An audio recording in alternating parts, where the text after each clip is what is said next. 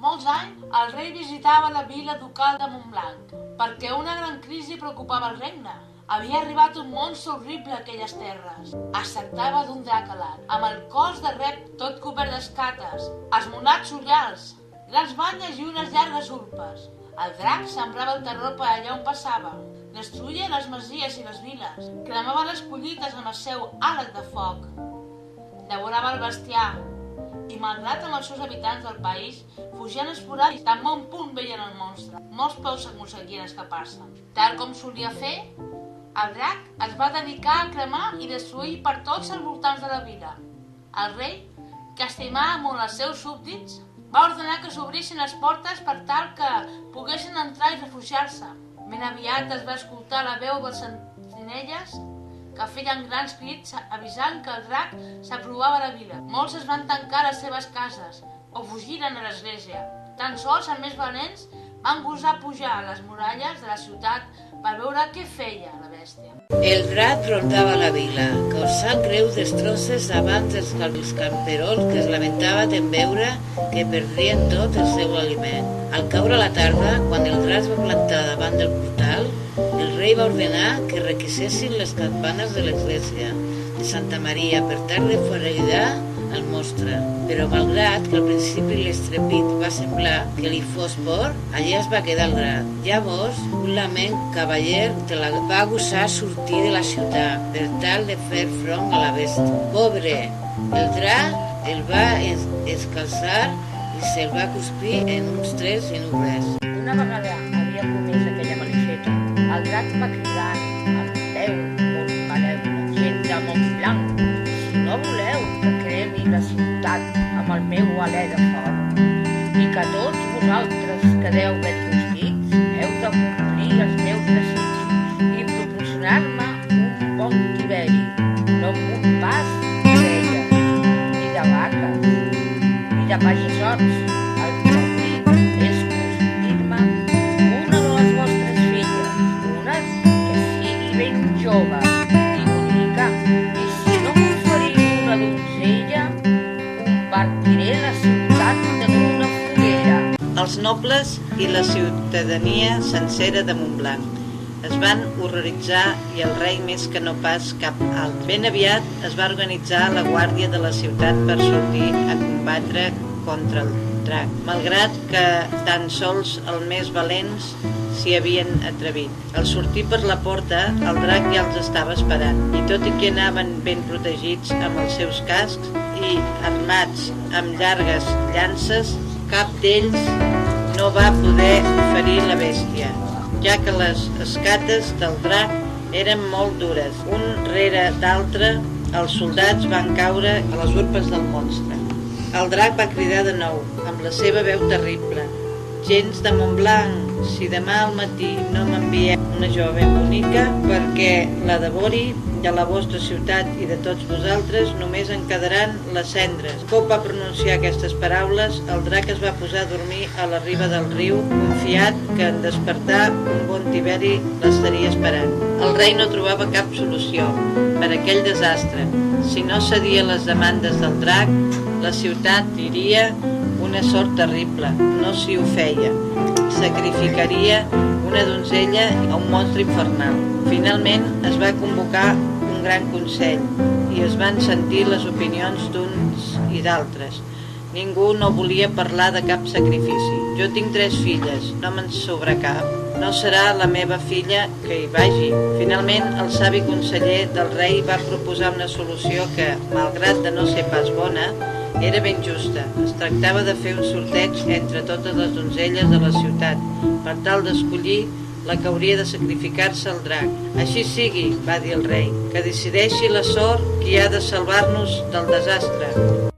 Amb plors i planys es va celebrar el sorteig. Ja entrada la nit i totes les joves donzelles van posar-s'hi els seus noms. Però ai, la sort va voler que l'escollida fos la mateixa princesa Violant, l'estimadíssima filla del rei. Una donzella molt bonica i volguda per tota la gent de la ciutat. El rei pensava en com podria evitar tot allò, quan la princesa li digué: «Pare, no pots lluitar contra la voluntat del cel. M'enfrontaré a la seva sort, amb valentia, per servir d'exemple al nostre poble i així se salvarà la ciutat. El rei estava orgullós del valor que mostrava la princesa Violant i va accedir, a contracor, a que la noia sortís a la ciutat. Tota la gent, els camperols refugiats, els elegants burgesos i menestrals i els nobles de la cort van omplir els carrers per mostrar el seu respecte a l'heroïna.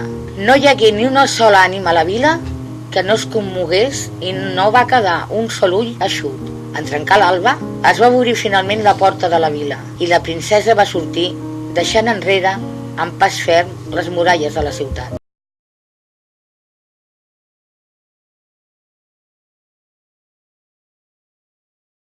La princesa es va allunyar cap a la riba del riu. Molts van pujar a les torres per tal de veure-la, però el rei es va quedar a la plaça, ja que no volia veure el trist final de la seva filla. «Ningú no defensarà la meva filla?», preguntava. Al cap de poc, una misteriosa figura va entrar per les portes de la ciutat. Es tractava d'un cavaller vestit de blanc amb la creu vermella dels croats, l'espasa al cinto i l'escula al braç, amb llança i cota de malla pujat dalt d'un majestuós cavall blanc. El cavaller es va apropar fins on era el rei, capcot, i el monarca se'l va mirar, amb els ulls amarats de llàgrimes. «Qui sou vos, que arribeu a la meva vila en un moment de tant dolor?», li preguntà el rei al cavaller. «Em dic Jordi», va respondre el desconegut. «Soc un cavaller que ronda pel món i s'enfronta al mal, allà on aquests es trobi, per a major glòria del cel. He sentit que hi ha un drac assetjant la vostra ciutat i és la meva intenció acabar amb ell. Potser sou vos el cavaller Jordi de Capadòcia?», va preguntar el monarca, animat en sentir aquest nom que ja era famós. «Aquest sóc jo. Ai, tant que necessitem la vostra ajuda. Acabo d'enviar la meva filla a morir abans del drac. Rescateu-la abans que sigui massa tard», li pregà també la reina. La princesa s'apropava ja on esperava el drac. Aviat va estar davant de la criatura que li va dir: «I tu qui ets, a més de l'esmorzar?». «Soc la princesa Violant», digué ella. «Vaja, vaja, jo que em conformava amb una donzella bonica, però veig que m'han enviat la mateixa filla del rei. Són tan covards que pensen que així em tindran content. Senyora princesa, qualsevol altra me la menjaria crua, però a tu et rostiré un xic abans». El drac ja complia la seva gargamella per llançar la seva terrible flamarada contra la princesa, que pregava al cel, quan de sobte la figura a cavall es va interposar entre tots dos. Era el cavaller Jordi, que sostenia en alt el seu escut per protegir la princesa. De la sorpresa, el drac va perdre la força i les seves flames i llançar un gran esbufec.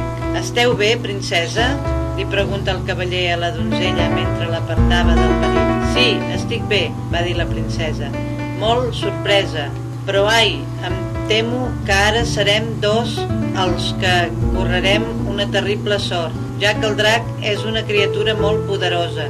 No tingueu por, princesa, ja que per la voluntat del cel jo acabaré amb la seva maldat», va dir el cavaller. Dit i fet, el cavaller Jordi es va encarar amb el drac i va carregar amb el seu cavall cap a ell, alçant el seu escut i blandint la seva llança. El drac es va abraonar sobre ell amb la boca ben oberta, molt enfadat de veure que algú li plantava cara amb tanta insolència. Els dos es van escometre en una terrible batalla que la princesa contemplava des d'allà a la vora, sense voler allunyar-se perquè estava preocupada pel seu valent salvador. El cavaller i el drac van lluitar molta estona, sense que cap dels dos aconseguís vèncer el seu enemic. «Cavaller», va dir el drac amb la seva horrible veuja, «que m'he cansat d'aquest exercici. Vull que em diguis com et dius, per saber-ho abans de matar-te i que ho pugui dir a tothom».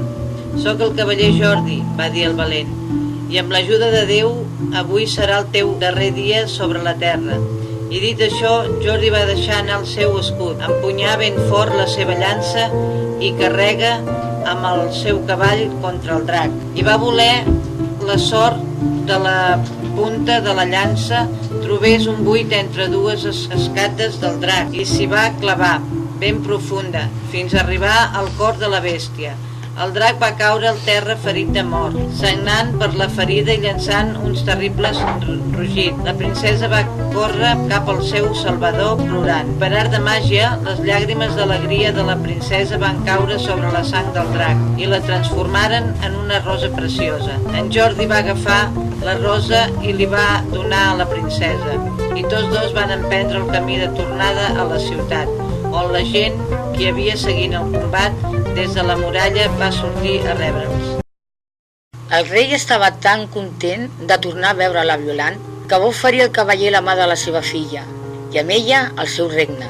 Però en Sant Jordi s'hi va negar, explicant que havia de marxar per continuar la lluita per defensar els desfavorits. Es recomanà que honressin a Déu per la salvació que havia tingut i poc després se n'anà, amb tant de misteri com havia arribat. I ningú més no el va tornar a veure per aquelles terres. Des d'aquell dia, cada 23 d'abril, els enamorats i les enamorades de Catalunya es regalen roses per commemorar la gesta de Sant Jordi. La seva història s'ha explicat tant a Montblanc com a molts altres indrets del món. I Sant Jordi és l'heroí de tots aquells que tenen el cor de cavaller. Però la veritable llegenda va succeir a Montblanc.